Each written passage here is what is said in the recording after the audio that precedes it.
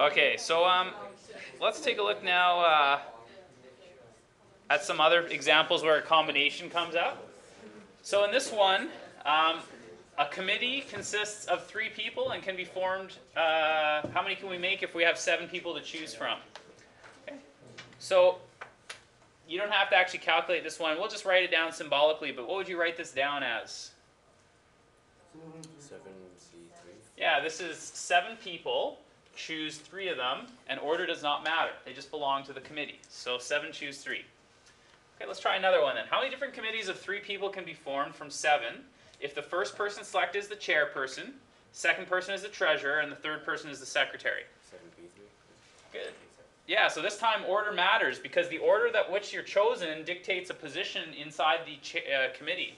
So this time it's 7P3 because order matters. Okay, so there's one thing you're going to get better at, but you got to be able to pick out when order does and does not matter.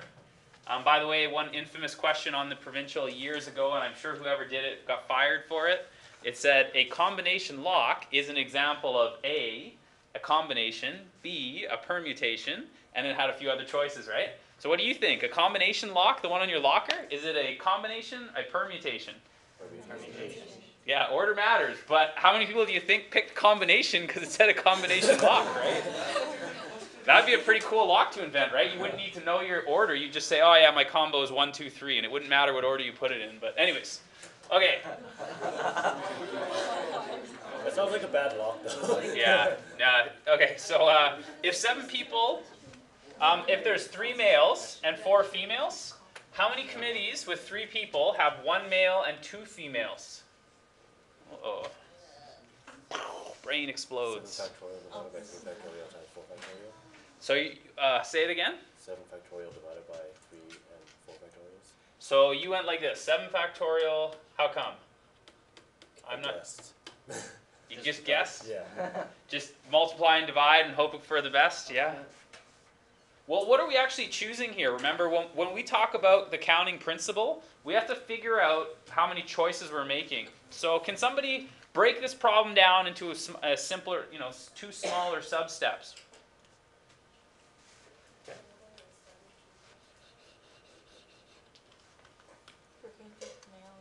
Hey, there we go. Common sense prevails. Break it into male and female, right? If we had 7 people, we'd probably say, okay, boys on this side, girls on that side. We're going to pick 1 boy, and we're going to pick 2 girls. So if we imagine that, the boys are all on one side, girls are on another, then how would I write this up? Don't use the word factorial right now. Tell me how else I could. And don't just scream like there's an exclamation mark after it. 3 times 4 over 2. Well, for the men, for example, there's 3 men. You choose 1 of them. I don't care what order they come in, but 3 men, choose 1. Okay?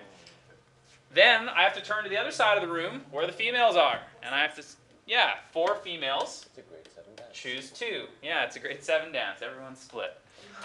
So, one thing that you're going to notice now today, the word and is going to pop up as multiplication usually. So for example here, this is pick 1 male and 2 females. That means because I'm using the word and, it's going to be a multiplication. And you'll see later too when we use the word or, it's usually for addition. Okay, so let's try one more and you'll see how those pop up. Okay, so if the group of 7 consists of 3 males and 4 females, how many different committees of 3 people can be formed with at least 1 male? Okay, so basically it's the identical question, but we want a committee with at least 1 male. Right? Men are selfish that way. They don't like to release power to women, I guess. Unfortunately, fight the power, girls. You can be the 2nd Prime Minister for Canada. Make sure this doesn't happen. But what if we had to force 1 male to be on the committee?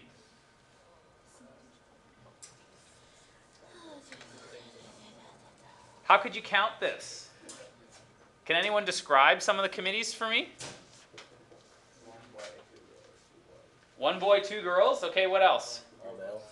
2 boys, 1 girl, and All male. 3 boys. So those are my possibilities. So for example, one thing, like we said, is it could be like this, which is 1 male and 2 females. Or it could be 2 males and 1 female. Or it could be 3 males and no females. So for those of you that thought it was weird when I said 0 factorial equals 1, because when you have nothing, there's nothing to choose. Well, how many ways can you choose no women in this example? 1.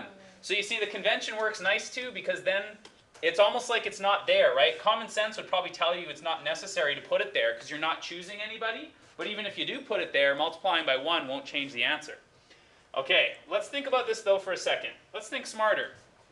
How else could we explain this problem? How could we describe it?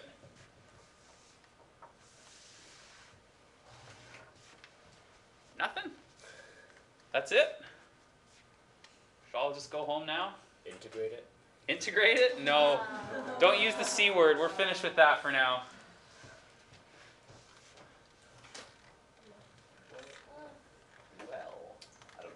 Well, the other way what am I trying to avoid here? What's the only thing I don't want to have happen by counting this?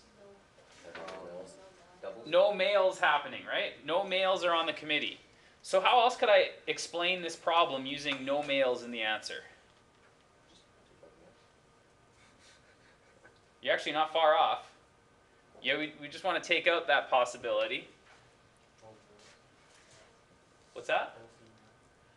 Yeah, so all females would be the same as no males. So basically we want to avoid the committee with all females. So if we have, how many committees can we make with 3 people? So if I said, how many 3-person committees are possible here?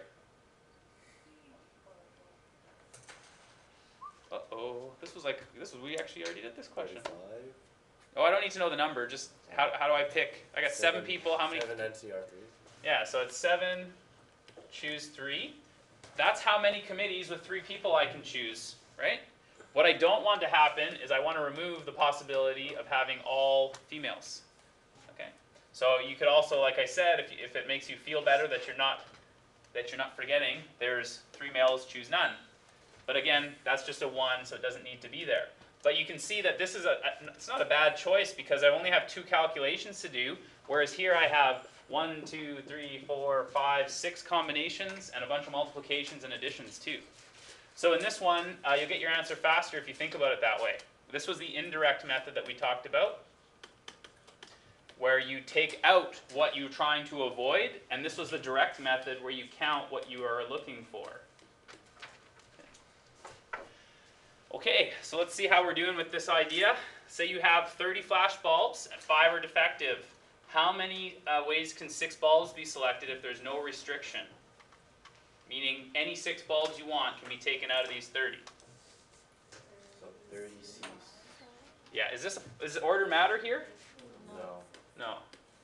Doesn't matter as long as I pull up, sorry, it should be a 6, right? Yeah. It should just be, order doesn't matter, I can take them out in any way I please. Okay. What if I said only non-defective bulbs can be selected? 25. Yeah, exactly. So common sense would say don't pick the broken one. So 25, choose 6. Oh. That's what I'm looking for then, is of the 25 that are non-defective, pick 6. Okay, what if I have to have 2 defective bulbs? Are you torturing yourself or something? Well, maybe I don't like the person I'm shipping them to. Yes, anyone want to try it? 25C4 plus 2C6. So close. Somebody help him out. Minus 2C6. You're so close. You're so close.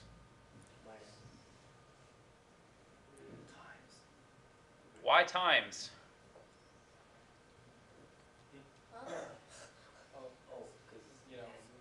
Well, it's an and, but it's also part of the choices we're making. There's 2 choices in these groups. One is for the non-defective bulbs. The other is to choose the defective bulbs. So it'll be 5, choose 2. Okay? So one operation is to look at the group which are not defective and pick 4 of them out. Then your next task is to pick 2 of the defective bulbs out. Okay?